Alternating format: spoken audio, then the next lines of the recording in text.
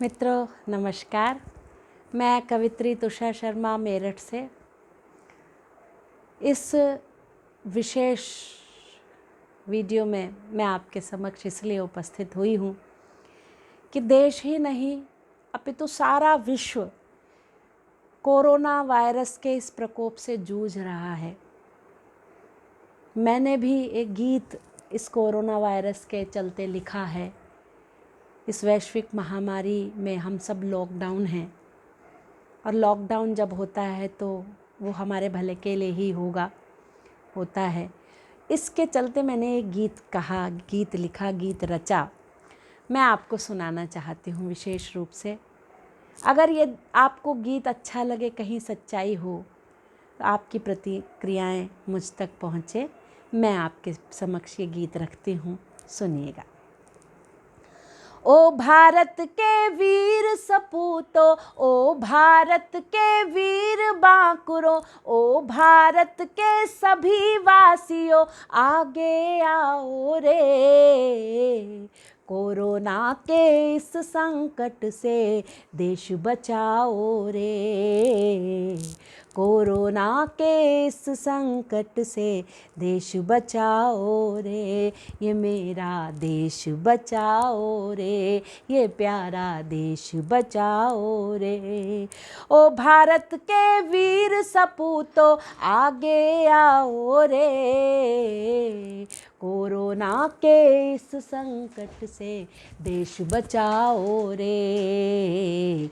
Corona के इस संकट से देश बचाओ रे। ये देखो ये सदी हमारी कैसी विपदा लाई है। ये देखो ये सदी हमारी कैसी विपदा लाई है। कोरोना की ये बीमारी चीन से उठ कर आई है। कोरोना की ये बीमारी चीन से उठ कर आई है। इसने पहले इटली जाके खारा उसका स्वाद किया। इसने पहले इटली जाके खारा उसका स्वाद किया। फिर इसने अमेरिका जैसे देश को भी बर्बाद किया। अब भारत में घुस आई है। अब भारत में घुस आई, इसे मार भगाओ रे। कोरोना के इस संकट से देश बचाओ रे।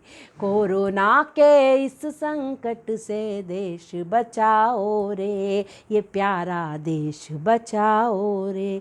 और ये एक ऐसा वायरस है, ऐसा संक्रमण है कि जिस पर अभी कोई वैक्सीन तैयार नहीं हुआ, जिसका अभी ज्ञान भी नहीं है किस इसकी प्रवृत्ति कैसी है, और अभी कोई दवा, कोई इंजेक्शन, कोई वैक्सीन ऐसा नहीं बना जिससे कि इससे हम निजात पा लें। इसीलिए हमें घरों में लॉकडाउन के लिए कहा गया है, क्योंकि संक्रमण है, एक दूसरे से फैलता है। तब मैं कहने की कोशिश करती हूँ लॉकडाउन तो हम रहें, एक दूसरे से निश्चित दूरी बनाकर हम रहें, लेकिन कहीं इस लॉकडाउन में हमारे हृदय दूर ना हो जाएं।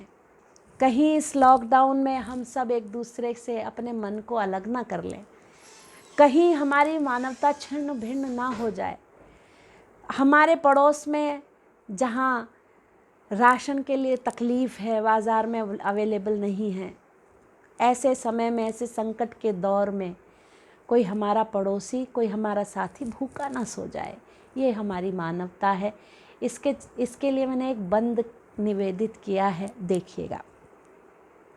महाव्याधि यह अजब गजब है, इसका पुख्ता ज्ञान नहीं। महाव्याधि यह अजब गजब है, इसका पुख्ता ज्ञान नहीं। इस बीमारी को हरने में पूर्ण अभी विज्ञान नहीं।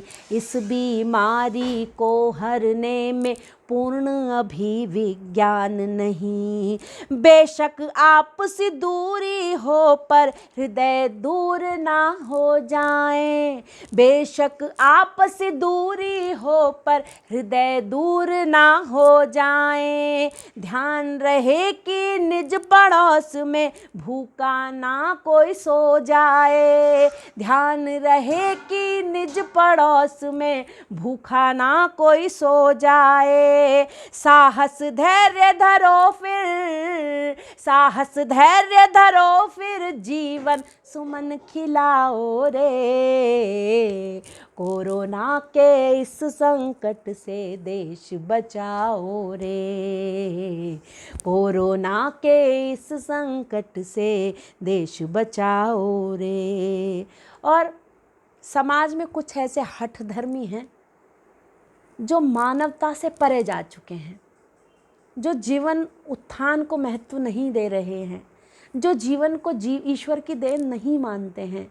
तब ऐसे लोगों के लिए एक बंद निवेदित करती हूँ। साथ ही इस कोरोना से पुरजोर जंग में योद्धा के रूप में खड़े हुए हमारे तमाम डॉक्टर्स, तमाम नर्सेज, पुलिस वाले और सफाई कर्मियों को मैं दिल से, हृदय से आभार प्रकट करती हूँ कि वो अपने परिवार की अपनी चिंता न करते हुए निरंतर सेवा कार्य में लगे हैं, देश को बचाने के कार्य में एक योद्धा के रूप में खड़े हैं। तब एक बंद निवेदित करती हूँ। साहब सुन लीजिएगा। कुछ ऐसे हठ धर्मी अब भी अमृत में विष घोल रहे, कुछ ऐसे हठ धर्मी अब भी अमृत में विष घोल रहे। डॉक्टर नर्स पुलिस वालों के ऊपर हमले बोल रहे, डॉक्टर नर्स पुलिस वालों के ऊपर हमले बोल रहे। क्यों ये जात पात में बटकर मानवता झकझोर रहे, क्यों ये जात पात में बटकर मानवता झकझोर रहे। अपने निज स्वार्थों की खातिर राष्ट्र एकता तोड़ रहे, अपने निज स्वार्थों की खातिर राष्ट्र एकता तोड़ रहे। वो जो मौत बांटते हैं हो, वो जो मौत बांटते फिरते उन्हें भगाओ रे, वो जो मौत बांटते फिरते उन्हें भगाओ रे। कोरोना के इस संकट से देश बचाओ रे, कोरोना के इस संकट से देश बचाओ रे, ये प्यारा देश बचाओ रे। और एक ऐसे राष्ट्र सेवक, एक ऐसे यशस्वी प्रधानमंत्री माननीय नरेंद्र मोदी जी हमें कहीं ईश्वर की देन है, कहीं कोई दैविक कृपा के कारण मिले हैं, जिन्होंने अपने विवेक से सारे देशों में जब ये संक्रमण बहुत आतताई हुआ तो हमारे प्रधानमंत्री जी ने एक नई पहल की। उन्होंने समय के रहते लॉकडाउन किया, जिसके कारण ये महामारी बहुत ज़्यादा पनप नहीं पा रही है। और उन्होंने अब फिर 3 मई तक लॉकडाउन किया है। मैं उनको इसके लिए बहुत सारी चीज़ें, बहुत साधुवाद देती हूँ मैं उनको। बहुत सारी चीज़ें थम सी गई, बहुत सारी चीज़ें रुक सी गई।